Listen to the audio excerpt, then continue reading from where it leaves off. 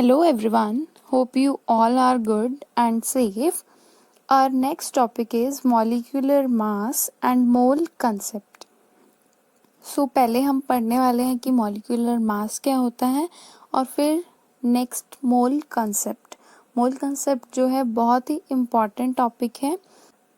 First is molecular mass. We all know about the concept of atomic mass. This concept can be extended to calculate the molecular mass. तो हमने पहले concept पढ़ा था atomic mass का, तो उसी को ही हमने एक्सटेंड कर दिया है, थोड़ा सा अपग्रेड कर दिया है, उसको बढ़ा दिया है और अपडेट कर दिया है.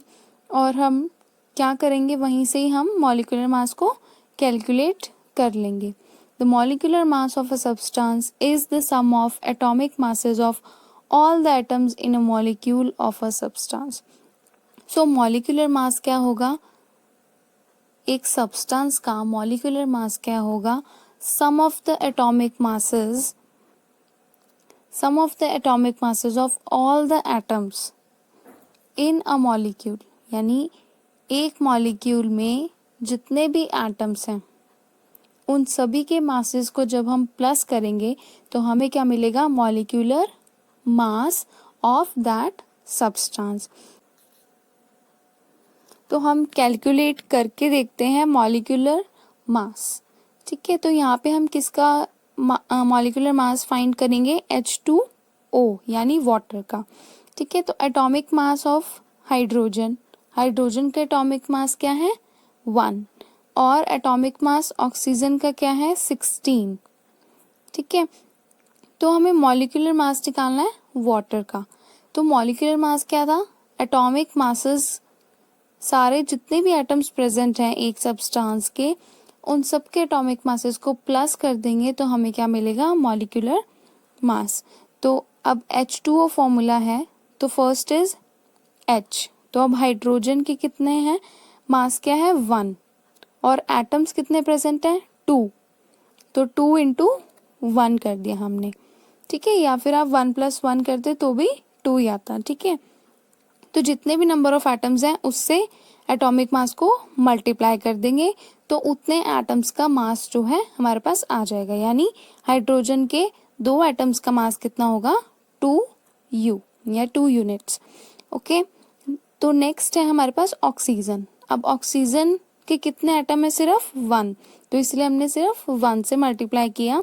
और टोटल वाटर का हमें निकालना है मॉलिक्यूलर मास, तो हम हाइड्रोजन के 2 एटम्स के मास को और ऑक्सीजन के मास को क्या है, प्लस करेंगे तो हमें क्या आंसर मिलेगा, 18 यूनिट. तो 18 यूनिट किसका मास होगा, वाटर का. और कौन सा मास होगा, मॉलिक्यूलर मास. क्योंकि ये कैसे फाइंड किया हमने, एटॉमिक मास को सम करके. सो नेक्स्ट है हमारे पास एक और example, calculate the molecular mass of HNO3. अब HNO3 का हमें मॉलिक्यूलर मास फाइंड करना है. तो इस टाइप का एक न्यूमेरिकल आपके पास एग्जाम में ज़रूर आता है फॉर 1 और 2 मार्क्स. सो इसको आप एक बार ही ध्यान से ज़रूर समझिए. So the molecular mass of HNO3 का मॉलिक्यूलर मास कैसे फाइंड करेंगे हम, atomic mass of hydrogen plus atomic mass of nitrogen plus atomic mass of oxygen into 3.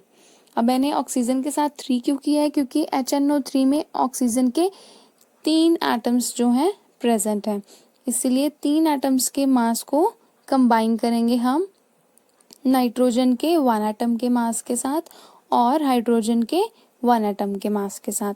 तो एटॉमिक मास हाइड्रोजन का है 1, नाइट्रोजन का है 14 और ऑक्सीजन का है 16. सो 16 को 3 से मल्टीप्लाई करेंगे और टोटल होगा हमारे पास 63 यूनिट्स. तो मॉलिक्यूलर मास HNO3 का कितना हुआ, 63 यूनिट्स. सो नेक्स्ट टॉपिक है formula unit mass. The formula unit mass of a substance is a sum of the atomic mass of all atoms in a formula unit of a compound. अब formula unit mass क्या है, एक substance का sum of the atomic masses. ठीक है, वो भी atomic masses का सम है of all the atoms in the formula unit of a compound. अब यहाँ पे कंपाउंड की बात हो रही है। We use the word formula unit mass for दो substance whose constitute particles are ions. अब वो क्या कह रहे हैं कि फॉर्मूला यूनिट मास जो है मॉलिक्यूलर मास के एकदम सिमिलर है, उसको भी हम एटॉमिक मासेस को सम करके फिर ही फाइंड कर पाते हैं। लेकिन क्या है, उसके एटम्स, यानी हम ये फॉर्मूला यूनिट मास वर्ड वहाँ पर यूज़ करते हैं जहाँ पे पार्टिकल्स जो हैं कैसे हों, आयंस हो। ठीक है, एटम्स और एटम्स की बजाय क्या हो, आयंस हो। वहाँ पर हम लोग क्या वर्ड यूज़ करते हैं, फॉर्मूला यूनिट मास। किसके प्लेस पर, मॉलिक्यूलर मास के प्लेस पर। For example sodium chloride has a formula unit NaCl। ठीक है, अब फॉर्मूला क्या है इसका, सोडियम क्लोराइड का NaCl। So it's formula unit मास, तो उसका फॉर्मूला यूनिट मास हम कैलकुलेट कर रहे हैं।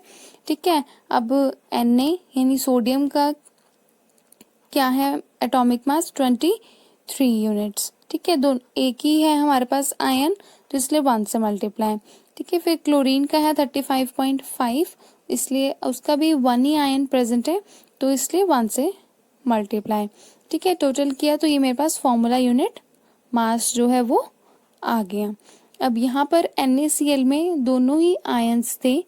ठीक है, हमारा सोडियम भी आयन था और क्लोरीन भी आयन था, तो ये दोनों आयंस थे, इसलिए हमने मॉलिक्यूलर मास को क्या बोला, formula unit mass. Next topic is mole concept. Take an example of the reaction of hydrogen and oxygen to form water. ठीक है, तो मोल कंसेप्ट को समझने के लिए कुछ बेसिक से हम लोग स्टार्ट करते हैं कि एक रिएक्शन का एग्जाम्पल देखने वाले हैं हम यहाँ पर। कौन सी रिएक्शन, जब हाइड्रोजन और ऑक्सीजन रिएक्ट करके क्या बनाते हैं, वाटर। ठीक है, the above reaction indicates that. ठीक है, अब ऊपर वाली रिएक्शन से हमें क्या पता चल रहा है। First point, 2 molecules of hydrogen combine with 1 molecule of oxygen to form 2 molecules of water। ठीक है, कि 2 molecules हाइड्रोजन के, ठीक है, अब यहाँ पे लिखा है 2, इट मीन्स 2 molecules हैं, और नीचे 2 लिखा है, इट मीन्स 2 एटम्स हैं हाइड्रोजन के, H2। अगर सब्सक्रिप्शन में यानी नीचे जो है 2 लिखा होता है, इट मीन्स एटम, एंड 2 लिखा है, it means molecule. So 2 molecules of hydrogen, जब हाइड्रोजन के 2 मॉलिक्यूल्स कंबाइन कर रहे हैं 1 मॉलिक्यूल ऑफ ऑक्सीजन के साथ, तो वो मिलके क्या बना रहे हैं, वाटर के 2 मॉलिक्यूल्स। ठीक है, और हम अब इसी लाइन को और किस तरह से कह सकते हैं, यानी इसी बात को हम और किस वे में प्रेजेंट कर सकते हैं। 4 unit of hydrogen molecule combine with 32 unit of oxygen molecule to form 36 unit of water molecules। ठीक है, यहाँ पर हाइड्रोजन के 4 यूनिट, यानी अब हम मास की बात कर रहे हैं, यहाँ पे एटॉमिक मास हमने निकाल दिया है सबका। ठीक है, कि 4 यूनिट ऑफ हाइड्रोजन कंबाइन कर रहे हैं 32 यूनिट ऑफ ऑक्सीजन के साथ, और वो कंबाइन करके क्या बना रहे हैं, 36 यूनिट ऑफ वाटर मॉलिक्यूल्स। ठीक है, from the above equation, we conclude that the quantity of a substance can be characterized by its mass or the number of molecules। ठीक है, अब हम क्वांटिटी की बात 2 तरीके से कर सकते हैं, हमें ये समझ में आया। एक तरीका कौन सा है, मॉलिक्यूल्स। ठीक है, या तो हम उसके मास से उस चीज़ को डिस्क्राइब कर सकते हैं, या फिर उसके मॉलिक्यूल से। ठीक है, but a chemical reaction equation indicates directly the number of atoms or molecules taking part in this reaction। ठीक है, कि लेकिन केमिकल रिएक्शन में आपको दिख रहा है साफ साफ कि कितने मॉलिक्यूल्स जो है पार्ट ले रहे हैं और कितने मॉलिक्यूल्स हमें प्रोडक्ट के मिल रहे हैं, यानी वाटर के कितने मॉलिक्यूल्स मिल रहे हैं और कितने मॉलिक्यूल्स जो हैं हाइड्रोजन और ऑक्सीजन के कंबाइन कर रहे थे। ठीक है, लेकिन एटॉमिक मास के केस में आपको रिएक्शन से देख के नहीं पता चल रहा कि 4 यूनिट ही जो है हाइड्रोजन के एटम्स कंबाइन कर रहे हैं, 32 यूनिट कंबाइन कर रहे हैं और 36 यूनिट्स हमें मिल रहे हैं। ये आपको डायरेक्टली देखने से समझ में नहीं आएगा। आपको डायरेक्टली देखने से समझ में क्या आएगा, जो कि हमारा फर्स्ट पॉइंट था कि मॉलिक्यूल्स कितने प्रेजेंट हैं एक रिएक्शन में, वो हमें डायरेक्टली देखने से समझ में आ जाएंगे. So therefore it is more convenient to refer to the quantity of a substance in terms of the number of its molecule rather than their masses. So a new unit mole was introduced. ठीक है, अब उन्होंने क्या बोला है कि ज़्यादा convenient method कौन सा था आपको बताने का. एक रिएक्शन को अगर मैं मॉलिक्यूल की हेल्प से बता रही हूँ कि दो जो है हाइड्रोजन के मॉलिक्यूल कंबाइन कर रहे हैं जब एक मॉलिक्यूल ऑफ ऑक्सीजन के साथ, तो मुझे मिल रहे हैं दो मॉलिक्यूल्स वाटर के. ये बोलना इजी है या फिर उसकी मास से बोलना इजी है. ठीक है, तो कन्वीनियंट मेथड हमेशा क्या है, मॉलिक्यूल्स, क्योंकि मॉलिक्यूल्स क्या है हमें डायरेक्टली दिख रहे हैं रिएक्शन में कि कितने कंबाइन हो रहे हैं. अब एक एग्जाम्पल से हम समझ सकते हैं, जैसे कि आप समझते हो कि 1 डजन में कितने नंबर होते हैं, 12. ठीक है, अगर मैं आपको बोलती हूँ कि मुझे 1 डजन ऑरेंजेस चाहिए, ठीक है, तो आपको पता है कि 1 डजन में कितने होते हैं, 12 ऑरेंजेस आएंगे मेरे पास. तो आप जाके नॉर्मली शॉप पे बोल सकते हो कि मुझे 1 डजन ऑरेंजेस चाहिए, 2 डजन चाहिए या 3 डजन चाहिए. ठीक है, अगर मैं उल्टा बोलती हूँ, ठीक है, अगर मैं डज़न का यूज़ नहीं करती तो मैं आपको बोलूँगी कि जैसे कि अगर मैं कहूँ कि मुझे 120 ऑरेंजेस चाहिए, या फिर अगर मैं कहूँ कि मुझे 10 डज़न ऑरेंजेस चाहिए, तो ज़्यादा इजी क्या होगा, डज़न में कह देना. वैसे ही मॉल भी क्या है, एक यूनिट है. ठीक है, अब 1 मॉल क्या है, 1 mole of any species atoms molecules ions. ठीक है, किसी भी स्पीशीज यानी चाहे वो एटम्स हैं, मॉलिक्यूल्स हैं या फिर आयंस हैं या फिर पार्टिकल्स हैं, सबका 1 मोल क्या होगा, is the quantity in number having a mass equal to its atomic और मॉलिक्यूलर मास इन ग्राम्स. ठीक है, वो किसके इक्वल होगा, उसके एटॉमिक मास के इक्वल या फिर मॉलिक्यूलर मास के इक्वल. सो नेक्स्ट टॉपिक है Avogadro number. The number of particles, atoms, molecules or ion present in 1 mole of any substance is fixed with a value of 6.022 into 10 raised to power 23. This number is called Avogadro constant और Avogadro number. अब ये number जो हमें बताया गया है यानी 6.022 into 10 raised to power 23, इसी को ही एवोगैड्रो नंबर हम लोग कहते हैं. और ये नंबर क्या है, फिक्स्ड है. ठीक है, और ये 1 मॉल के इक्वल होगा, 1 मॉल ऑफ एनीथिंग, चाहे 1 मॉल ऑफ एटम्स हो, 1 मॉल ऑफ मॉलिक्यूल्स हो या फिर 1 मॉल ऑफ आयंस हो. It is represented by N naught. ठीक है, इसको हम एन नॉट से रिप्रेजेंट करते हैं. न्यूमेरिकल में हम लोग इस एवोगैड्रो नंबर का यूज़ करेंगे. वहाँ पे हम रिप्रेजेंट एन नोट से करेंगे एवोगैड्रो नंबर को. यहाँ पर लिखा है 1 mole of anything is equal to 6.022 into 10 raised to power 23 in number, as 1 dozen equals to 12 numbers. ठीक है, अब जैसे हम लोग बात करते हैं कि हमें पता है 1 डजन में 12 नंबर होते हैं. ठीक है, अगर मैं बोल दूँ 1 dozen banana, it means 12 bananas होंगे. 1 डजन पेंसिल बोलूँ अगर मैं, तो इट मीन्स 12 पेंसिल्स होंगी. वैसे ही 1 मॉल ऑफ एनीथिंग यानी अगर मैं बोलूँ 1 मॉल ऑफ एटम्स, तो उसके अंदर कितने एटम्स होंगे, 6.022 इंटू 10 रेज़्ड टू पावर 23. ठीक है, इतने नंबर ऑफ एटम्स होंगे. अगर मैं बोलूँ 1 मॉल ऑफ मॉलिक्यूल्स, तो उसमें 6.022 into 10 raised to power 23 molecules होंगे. ठीक है, यानी 1 मॉल ऑफ एनीथिंग क्या होगा, एवोगैड्रो नंबर के equal. The mass of 1 mole of a substance is equal to its relative atomic और मॉलिक्यूलर मास इन ग्राम. अब 1 मोल का वेट कितना होगा, यानी उसका मास कितना होगा, 1 मोल ऑफ एनी सब्सटेंस, यानी किसी भी सब्सटेंस का 1 मोल का मास कितना होगा, जितना कि उसका एटॉमिक मास होगा, या फिर अगर मॉलिक्यूल की बात करें तो जितना उसका मॉलिक्यूलर मास होगा। समराइज करके अगर हम देखें मोल कंसेप्ट को, तो 1 मोल जो है किसके इक्वल होता है, 6.022 इंटू 10⁻23, या फिर और किसके इक्वल होता है, एटॉमिक या फिर मॉलिक्यूलर मास के इक्वल। ठीक है, फॉर एग्जांपल कि मान लीजिए आप शॉप पे गए, ठीक है, आपने बोला कि मुझे 1 मोल ऑफ ऑक्सीजन चाहिए, 1 मोल ऑफ ऑक्सीजन एटम्स चाहिए। तो शॉप वाला क्या करेगा, कितने नंबर्स काउंट करेगा, 6.022 इंटू 10⁻23।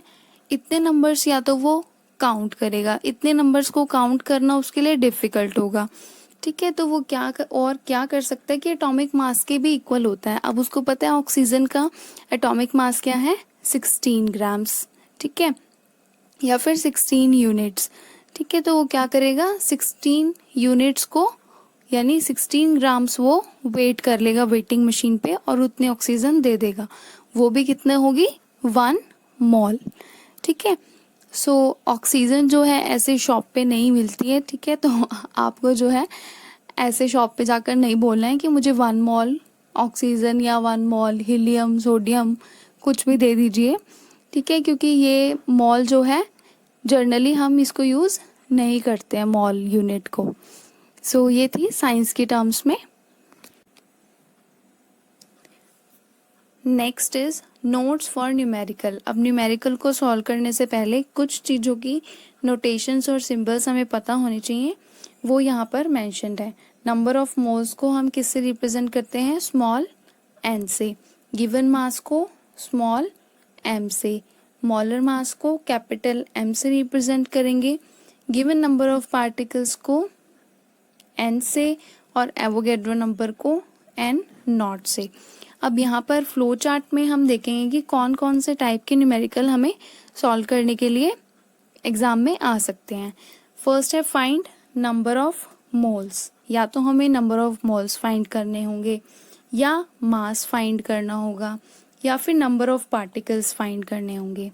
ठीक है, तो नंबर ऑफ मोल्स के केस में हमें क्या गिवन होगा, मास और नंबर ऑफ एटम्स या पार्टिकल्स जितने भी प्रेजेंट हैं उनके बेसिस पे हम नंबर ऑफ मोल्स जो है फाइंड कर लेंगे। ठीक है, मास के केस में जो बाकी की दोनों चीज़ें बच जाती हैं वो गिवन होंगी हमें, यानी नंबर ऑफ मोल्स और नंबर ऑफ पार्टिकल्स या एटम्स। ठीक है, फर्स्ट न्यूमेरिकल देख लेते हैं हम यहाँ पर। Calculate the number of moles for the following. ठीक है, तो हमें यहाँ पर क्या फाइंड करना है, नंबर ऑफ मोल्स। ठीक है, और हमें गिवन क्या है, 52 ग्राम ऑफ हीलियम। ठीक है, अगर मेरे पास 52 ग्राम्स ऑफ हीलियम है तो मुझे वहाँ से फाइंड करना है, क्या फाइंड करना है, नंबर ऑफ मॉल्स, यानी 52 ग्राम ऑफ हीलियम में कितने मॉल्स जो हैं मेरे पास होंगे हीलियम के। ठीक है, सो देखते हैं इसका solution. Atomic mass of helium, ठीक है, 4 यूनिट। एटॉमिक मास वाले टेबल से लर्न करना पड़ेगा कि हीलियम का एटॉमिक मास क्या है, 4 यूनिट। ठीक है, अब मोलर मास क्या है, 4 ग्राम्स, सिर्फ यूनिट को हमने चेंज किया है। द नंबर ऑफ मोल्स कैसे निकालेंगे, given mass divided by molar mass. Given mass क्या है, 52 ग्राम्स डिवाइडेड बाय मोलर मास यानी 4 ग्राम्स, दोनों को डिवाइड करेंगे तो आया 13, यानी 13 मोल्स जो हैं प्रेजेंट होंगे। तो यहाँ पर क्वेश्चन ये है कि हमने डिवाइड क्यों किया, क्या ऐसा कोई पर्टिकुलर फॉर्मूला है कि हमें गिवन मास को मोलर मास से डिवाइड करना है तो ही हम सिर्फ नंबर ऑफ मोल्स को फाइंड कर पाएंगे? नहीं, ऐसा नहीं है। आपने यहाँ पे डजन के एग्जाम्पल से समझना है। यहाँ पर हम डजन के एग्जाम्पल से समझते हैं। अगर मैंने बोल दिया कि मेरे पास जो है 48 पेंसिल्स हैं, ठीक है, 48 पेंसिल्स हैं, तो मुझे इसमें से फाइंड करके बताओ कि कितने डजन आएंगे, इसके अंदर कितने डजन पेंसिल्स आएंगी। ठीक है, तो आप क्या करोगे, 48 को 12 से डिवाइड क्योंकि आपको पता है कि 48 में मतलब एक डज़न में 12 होते हैं, ठीक है। तो 12 को आपने इससे डिवाइड किया, ठीक है, तो 4 आ गया, यानी 4 डज़न पेंसिल्स है। वैसे ही हमें नंबर ऑफ मोल्स निकालने हैं, ठीक है। तो 52 ग्राम उन्होंने मास बता दिया है, तो 1 का मास हमने यहाँ पे 4 लिख दिया है और डिवाइड करेंगे तो हमें 13 मोल्स जो है मिल जाएंगे। नेक्स्ट पार्ट पे चलते हैं। Next is 12.044 into 10⁻23 number of helium atoms finding mole from the number of particles. अब यहाँ पे उन्होंने नंबर ऑफ पार्टिकल्स हमें दे दिए हैं और वहाँ से हमें मोल निकालने हैं, ठीक है। यानी इतने पार्टिकल्स मिलके जो है कितने मोल बना देंगे, ठीक है। तो सॉल्यूशन देखते हैं। 1 मोल किसके इक्वल होता है, हमने पढ़ा था एवोगेड्रो नंबर के। So the number of moles is equal to given number of particles divided by Avogadro number, ठीक है। हमें पता है 1 मोल में इतने होते हैं, दोनों को डिवाइड करेंगे तो वहां से आंसर आ जाएगा 2, यानी 2 मोल्स हैं हीलियम एटम के, ठीक है। Going to the next numerical, calculate the mass of the following. अब हमें यहाँ पे मास फाइंड करना है, नंबर ऑफ मोल्स हमें नहीं निकालने हैं। नंबर ऑफ मोल्स क्या है, गिवन है, ठीक है। फर्स्ट देखिए, फर्स्ट वाला 0.5 मोल ऑफ N2 गैस, ठीक है। 0.5 मोल ऑफ N2 गैस का हमें मास निकालना है, ठीक है। तो सॉल्यूशन में देखिए, mass is equal to molar mass into number of moles, ठीक है। उसका मॉलिक्यूलर मास कितना है N2 का, ठीक है, और साथ में मल्टीप्लाई किससे कर देंगे, जितने नंबर ऑफ मॉल्स गिवन है। 0.5 मॉल्स गिवन है तो 0.5 से मल्टीप्लाई कर देंगे, ठीक है। सिमिलरली नेक्स्ट सेकेंड पार्ट भी सिमिलर है, ठीक है। थर्ड पार्ट पे आते हैं हम लोग। थर्ड पार्ट क्या है, 3.011 into 10⁻23 number of n atoms, ठीक है। अब उन्होंने इतने नंबर ऑफ एटम्स दे दिए हैं हमें, ठीक है, और यहाँ से हमें मास फाइंड करना है, ठीक है, ठीक है। नंबर ऑफ मोल्स हमें यहाँ पर फाइंड करने पड़ेंगे, क्यों, क्योंकि हमें यहाँ पे नंबर ऑफ एटम्स दिए गए हैं, ठीक है। तो given number n divided by Avogadro number, ठीक है। अब जितने नंबर दिए गए हैं उसे एवोगेड्रो नंबर को उसको एवोगेड्रो नंबर से डिवाइड कर देंगे तो हमें क्या मिल जाएगा, जितने नंबर ऑफ मोल्स हैं, ठीक है। और अब हमें उसका मास निकालना है तो उसको किसके साथ मल्टीप्लाई कर देंगे, मोलर मास के साथ। तो n का मोलर मास क्या था 14, और इनको डिवाइड करेंगे तो नंबर ऑफ मोल्स जो है फाइंड हो जाएंगे। तो इनको मल्टीप्लाई करके आंसर आएगा 7 ग्राम्स, ठीक है। तो 7 ग्राम्स मास था। नेक्स्ट भी जो है सिमिलर है। नेक्स्ट क्या है, calculate the number of particles in each of the following. अब यहाँ पे हमें ना तो मास फाइंड करना है ना ही नंबर ऑफ मोल्स फाइंड करने हैं, हमें यहाँ पर नंबर ऑफ पार्टिकल्स फाइंड करने हैं, ठीक है। तो फर्स्ट है 46 ग्राम ऑफ Na एटम्स। तो यहाँ पे हमें मास दिया गया है और वहाँ से हमें Na के कितने नंबर ऑफ एटम्स प्रेजेंट होंगे 46 ग्राम ऑफ Na एटम्स में, तो वो हमें बताने हैं कि कितने नंबर ऑफ एटम्स प्रेजेंट है। तो चलते हैं सॉल्यूशन की तरफ। The number of atoms is equal to, अब नंबर ऑफ एटम्स कैसे निकालेंगे, given mass divided by molar mass into Avogadro number, ठीक है। गिवन मास को मोलर मास से हम लोग डिवाइड करेंगे तो हमें क्या मिलेगा, नंबर ऑफ मोल्स, ठीक है। हमने पहले भी ऐसे किया था, गिवन मास को डिवाइडेड बाय मोलर मास किया था तो वहाँ से नंबर ऑफ मोल्स निकल गए थे। उसको हम एवोगेड्रो नंबर से मल्टीप्लाई करेंगे तो हमें क्या मिल जाएगा, नंबर ऑफ एटम्स, ठीक है, कि कितने मोल्स आ जाएंगे हमारे पास।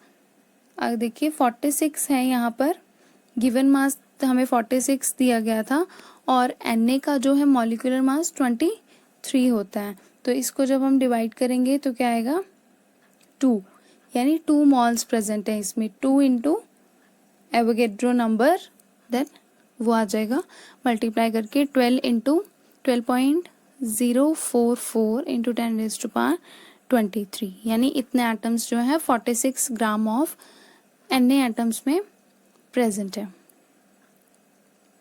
नेक्स्ट न्यूमेरिकल है 8 ग्राम ऑफ O2 मॉलिक्यूल्स। यहाँ से हमें कैलकुलेट करके बताने हैं नंबर ऑफ पार्टिकल्स, कितने नंबर ऑफ पार्टिकल्स हैं 8 ग्राम ऑफ O2 में। ठीक है, जैसे हमने लास्ट सॉल्व किया था सेम प्रोसीजर रहेगा, लेकिन डिफरेंस क्या है, यहाँ पर O2 है। ठीक है, तो मोलर मास निकालते टाइम हमें ऑक्सीजन के मोलर मास से जो है 2 से मल्टीप्लाई करना पड़ेगा ऑक्सीजन के मॉलिक्यूलर मास को। ठीक है, सिर्फ यही डिफरेंस है, बाकी सारा सिमिलर है।